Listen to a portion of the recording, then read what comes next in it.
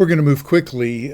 We've only got a few weeks left of this semester, and so we're going to move as fast as we can through at least 3 chapters today, and each week just try to get more and more. So we're in 1 Samuel 20, trying to get through all of 1 Samuel. And you know this story well. You know the history of what's happening here, so we're just going to pick up on some of the highlights.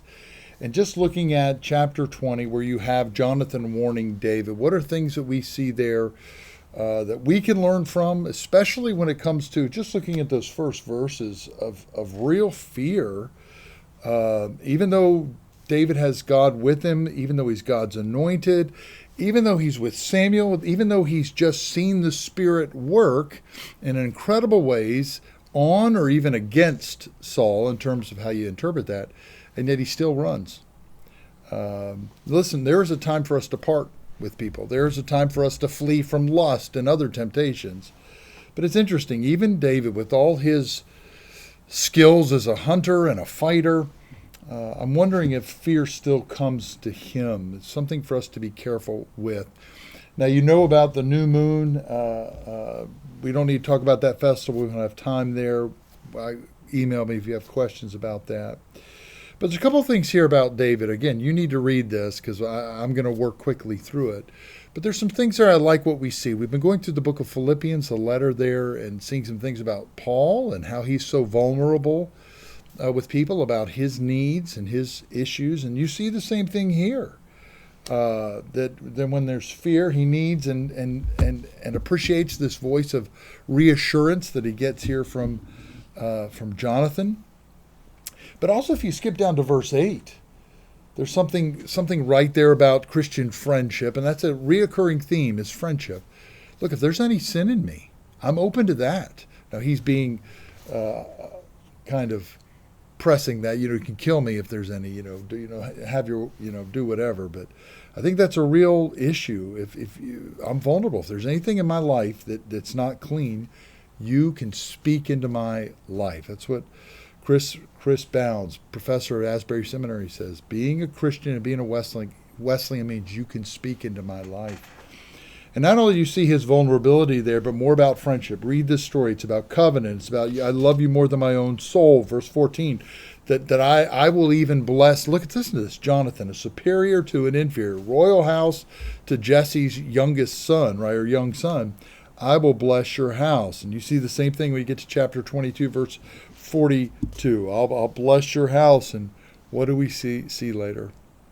We talk about rash vows and how Saul doesn't keep his, and too often he'll say things as sure as God lives. And here Jonathan makes promises, David makes promises. And when you get to 2 Samuel 19, when it's Mephibosheth, David's looking, how can I bless later the house of Jonathan, just like I said I would. David keeps his promises, and we should as well. And then you get down to verse 41, and there's the hurt of their separation. We're going to see more of this later.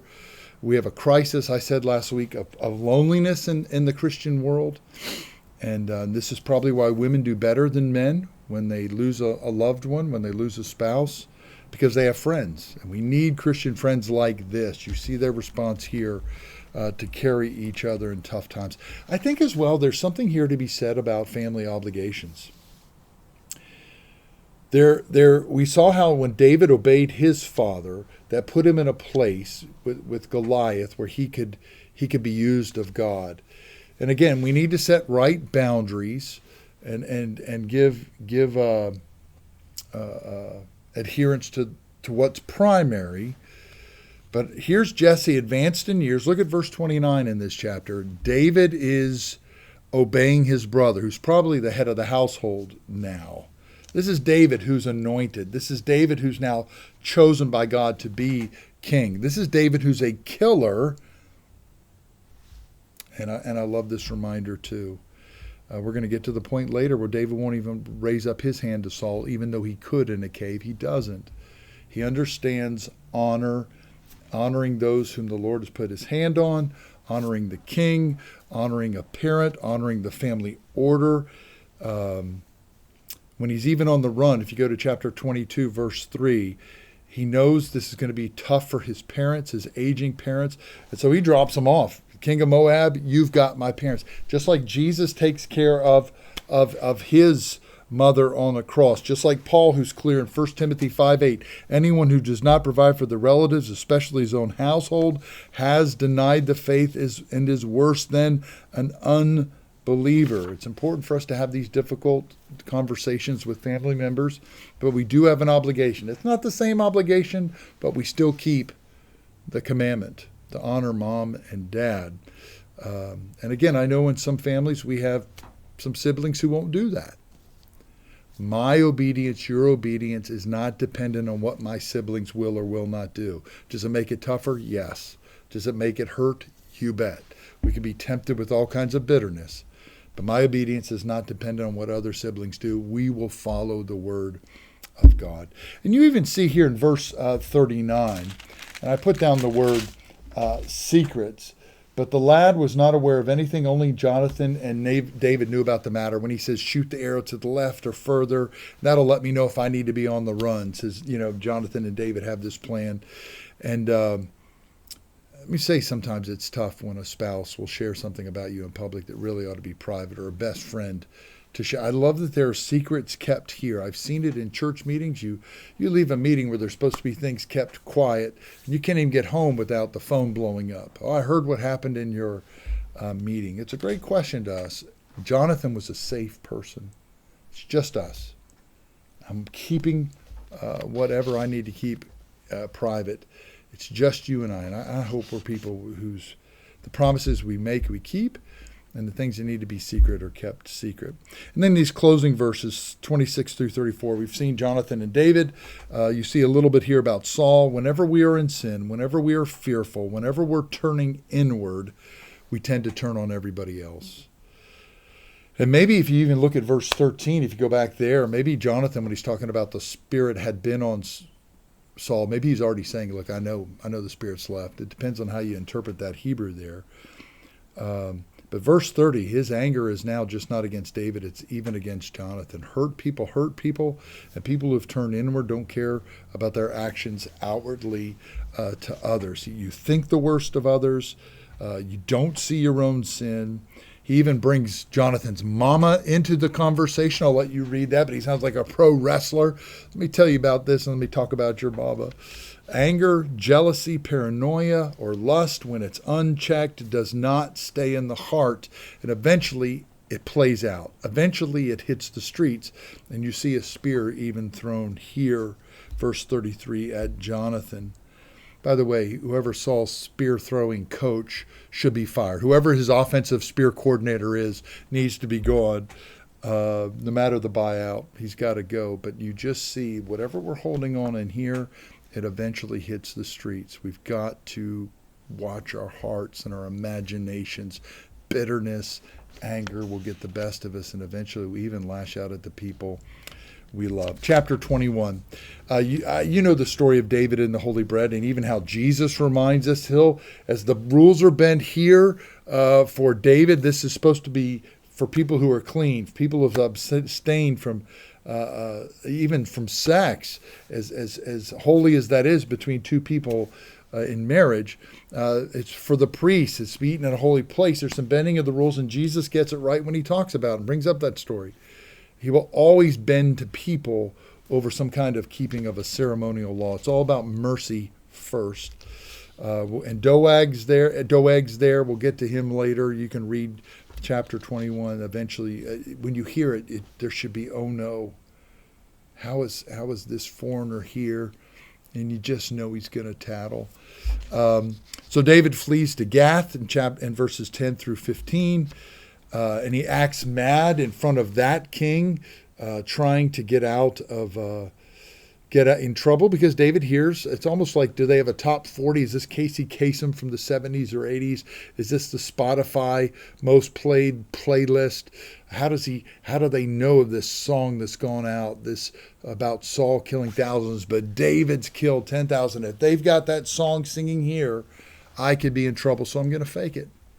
Just like fear maybe got the better of Abraham when he got caught up in other kingdoms, and he'll lie about his wife. You have it here as well. He wrestles with fear. He knows he's killed, so he pretends to be mad. Now, listen, he does that to get out of it, but are you going to see through that or not? And I like how some Bible commentators, my ESV Study Bible and elsewhere, this could yet actually be God's sovereign hand again, allowing this to play out. We may not always mean it for the best thing, but God's working sovereignly to protect David, and he allows this ruse to work. Maybe so, but we can't let we hear something, oh, they know about my past, they know about my reputation, just like David, they've heard songs about me, and so I've got to help God out. No, you can be confident. You know who God says you are now. I'm going to trust his sovereign plan. And so maybe this is a misstep by David, yet God still blesses him. Chapter 22, we've got him at the cave. You know that first story. He's and it's interesting. Go back, make sure you read this. It's not just David who's running there because there's where are we going to go and hide from Saul, who's in a full court press now. But he's got his family there. They're terrified. But then who comes to him? People who are distressed, people who are in debt, anyone who's bitter in soul. It's basically 400 miserable people. What a great start to a movement and to an army. You know any people like this where misery loves company? But I'm just telling you, if you bring that stuff to God, that's the kind of life God can work through. We've been saying it. Don't look how the world looks. Don't anticipate how the world anticipates and pick Saul, who's head and shoulders above everybody else. People who are broken know they need a healer. And so maybe these are exactly the right kind of people that God can say, okay, if you'll come to me and you know your weakness, you know you don't have it all together, watch what I can do with 400. And we're about to see how it's going to become 600. Now, sadly, these are hard verses in verse 6 through 23 when Saul kills the priests at Nob. He's been under a tree, always still with the spear in his hand in verse 6. And this is what happens when you're in sin, when fear is ruling in your life, when anger is a part of your life. That's the opposite of what Spirit-filled people, when the Spirit's on you, or New Testament, Spirit's in you, the fruit of the Spirit is kindness. The Spirit fruit, the reminder of love in 1 Corinthians is you don't take into account a wrong suffered. But you get to verse 8 and there's more paranoia, even though Jonathan is giving all kinds of evidences. Here's why you can trust David. You don't have to worry about David. But listen, when you don't trust God, you don't trust others. When you're uncertain about where God has you, you're going to be uncertain about others. And you not only get more paranoia from Saul, but really in verse 8, you're going to get some self-pity. Nobody's worried about me. It's so sad. This king needs a hug. The spear thrower, the attempted murderer, needs a hug. No one is sorry for me. And so you get down to verse 8, and again, anger if it's unchecked, lust if it's unchecked, a bitterness if it's unchecked, it hits the streets. Verse 18, he has the priests of God killed. It's one thing about David, but this is a priest of God? Now, he doesn't do it. Matter of fact, God's servants, the people of God, won't even do it. But go back to Doeg, who's an Edomite, a foreigner, excuse me for that. He'll do it. And whereas Saul wouldn't fulfill what we call the ban, he wouldn't, as God told him to clear out an area chapters earlier, he doesn't do that. But when his neck's on the line, yeah, kill them all. Now, you and I know one person gets away, and you get to verse 23, and David protects that priest, and that priest serves him till the end of his days. But it's so interesting how when God calls us and says he wants all, we won't give him all. But when it comes to us, well, I want you to heal all of me. I'm gonna grab it and get mine. I'm gonna make sure I'm taken care of. Maybe that's a word for us today. Last chapter, moving quickly. David saves the city. I don't know if it's Keilah or how you pronounce that. And it's not a spear. Go to verse 2. What's the default position? What's to be the reminder? When fear comes, what is it David does? He inquires of the Lord. And this is not the only time he's going to do it again. The effort has come through this priest, and David inquires of God. And God says he won't give him up. And David has 600 men.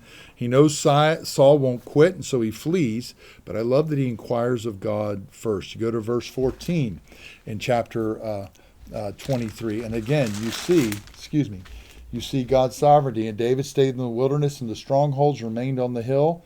And Saul sought him every day, but God did not deliver him into his hand. So it's not just David's ability to know where to hide. It's the sovereignty of God. We trust the sovereignty and the leading of God. Genesis 50, Romans chapter 8. We're going to trust even when we can't see God working. We're going to trust it. And here it is, this report again in verse 14. God is who is keeping Saul from finding David. You look at these last verses, 18 through 29. Again, I might like a better title. Saul Pursues David was in my book. But it really has a lot, again, about the friendship of Jonathan and David. Yeah, Saul keeps coming, but Jonathan comes out again to strengthen, I love this phrase, to strengthen David's hand in the Lord.